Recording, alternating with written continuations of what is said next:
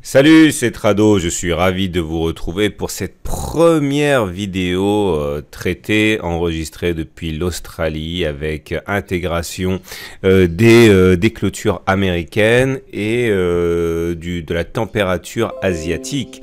Alors on va commencer par justement donner la température asiatique, c'est important.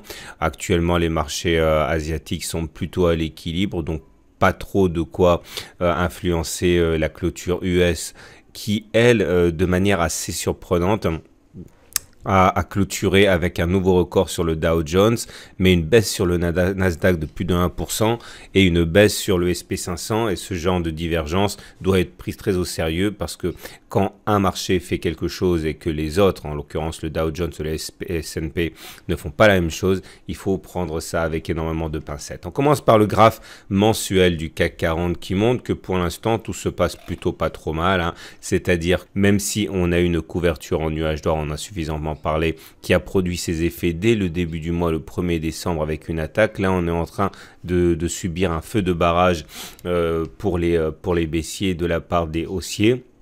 Et pour l'instant, pas d'alerte, la tendance est toujours haussière avec le nuage qui monte et on est toujours soutenu par cette belle oblique ascendante ici qui retient les cours. On a également la M7 et la M20 en support, donc pour l'instant, rien de bien déterminant sur l'unité de temps mensuelle. Sur l'unité de temps hebdomadaire, c'est pareil, la tendance est haussière, vous le voyez avec ce nuage qui monte. Le retour et le rebond sur les 50% de Fibonacci a bien eu lieu.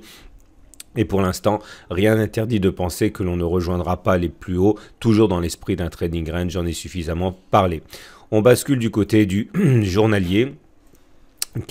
On va commencer par faire un petit peu le ménage en fait parce que sinon on n'y voit pas grand chose. Je vous avais expliqué dans la vidéo de vendredi que je considérais qu'on pouvait avoir un support sur les 5309 constitué ici et représenté par l'oblique rose, et j'avais expliqué que tant qu'on ne casse pas ça, mon objectif, mais je ne l'ai pas tradé puisque j'étais dans un avion à ce moment là, serait d'aller chercher les 5386, vous voyez, le rebond a eu lieu et les 5386 ont été touchés. En cas de cassure des 5309, l'objectif aurait été d'aller chercher les 5267. Ça n'a pas été le cas. On va faire un peu de ménage parce que sinon on n'y comprend plus rien.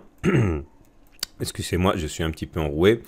Et on va donc enchaîner maintenant avec l'analyse du jour à proprement parler. On voit que les cours repassent au-dessus de la M20. Ça veut dire qu'au regard de la théorie simple de la M20, eh bien on est au-dessus d'une M20 qui descend, donc on est en tendance neutre. Mais le plus important surtout, c'est de bien comprendre que nous sommes ici plutôt en tendance neutre. Ça, je l'ai suffisamment parlé. Et quand on est en tendance neutre, eh bien on a tendance à avoir des mouvements assez erratiques. Et en l'occurrence ici, entre les 5200 et les 5537, je considérerais qu'on est toujours en tendance neutre avec des évolutions qui pourront prendre à contre-pied les analyses de très court terme. Bref, toujours est-il que, vous l'aurez compris, en tendance Ishimoku, c'est neutre. Au regard de la M20, c'est neutre également. Donc, on est bien en tendance neutre. On a été bloqué dans notre ascension par la Kijun, qui, une fois de plus, a joué merveilleusement bien son rôle de trouble fête. Les indicateurs techniques nous montrent que les choses sont en rémission puisque le MACD repasse à l'attaque. On n'est pas au-dessus du signal, mais on en est très près. Bon, on va dire que c'est quasiment à l'équilibre puisque le MACD est sur son signal. Le momentum est au-dessus de 0, ça voudrait dire que les acheteurs sont aux commandes. Et le RSI à 52, bon, on est quasiment à 50, on va dire que c'est un équilibre acheteur-vendeur. Bref, il y a vraiment de quoi en perdre ce temps si on fait du trading de très court terme. Mais pour l'instant, on va dire, et c'est le plus important, c'est que ça reste aussi en mensuel, ça reste aussi en hebdomadaire, ça reste neutre en journalier. Que dire d'autre? Pas grand chose. On peut s'amuser à tracer ici une résistance, et cette résistance, une fois qu'elle sera cassée, pourra produire des effets haussiers, mais pour l'instant, tant qu'on reste en dessous de cette résistance, il faut rester extrêmement prudent. Alors, pour le plan de trading de mardi, voilà ce que j'ai. Clairement, je considérerais qu'il faut attendre un signal clair. En cassure des 5439, mon objectif serait d'aller chercher les 5500. il y a quand même 60 points à prendre en intraday, c'est pas mal. En cassure des 5309, je pense que mon objectif serait d'aller chercher les 5267. Là aussi, hein, il y a 40 points à prendre, ça se laisse prendre. Entre les deux, je considère de toute manière qu'on risque d'avoir des mouvements extrêmement erratiques. Voilà ce qu'on pouvait dire pour l'analyse journalière. On va maintenant passer aux autres marchés, notamment le DAX, pardon, qui lui aussi eh bien, a rebondi, qui lui aussi a été très clairement stoppé dans l'ascension. En l'occurrence, pour nous, ça a été l'AM20 hein, pour l'Allemagne.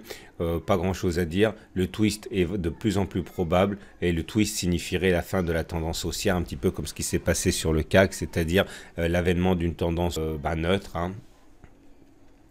Pour le Belvin, c'est la même chose, hein, séance de rebond. On arrive à s'affranchir de la M20, mais pas de manière véritablement significative. Hein, donc, il faut vraiment s'attendre à des contre-pieds assez importants sur ces marchés qui sont en tendance neutre. On va terminer avec les marchés américains. Le Dow Jones qui, comme je l'ai dit, termine avec 0,2%, donc 0,2% au compteur, avec un nouveau record historique en séance qui n'a pas été tenu. Attention, cette bougie au-dessus de la Bollinger supérieure incite à la prudence. Hein. Vous avez vu que ça s'est produit une fois ici, et derrière, il y a encore une hausse, mais après une correction. Il faut toujours éviter les séances en apesanteur par rapport à la Bollinger supérieure, parce que ça laisse augurer quand même une pérennité assez limitée du mouvement en cours. Regardez maintenant le SP500 qui, comme je l'ai dit, ne finit pas avec le même engouement que le Dow Jones, puisque lui abandonne 0,1%, mais surtout pas de clôture, en fin de séance sur des records historiques. Je pense qu'on a fait le tour. Je penserai la prochaine fois à vous mettre... Ah ben, je vais mettre le Nikkei qui est là. Et ce Nikkei qui, comme je l'ai dit, est à 0,5%. Bon, les marchés chinois sont plutôt à la hausse, le marché japonais plutôt à la baisse, mais il n'y a pas véritablement de mouvement de fond. En tout cas, pas de quoi inverser radicalement la tendance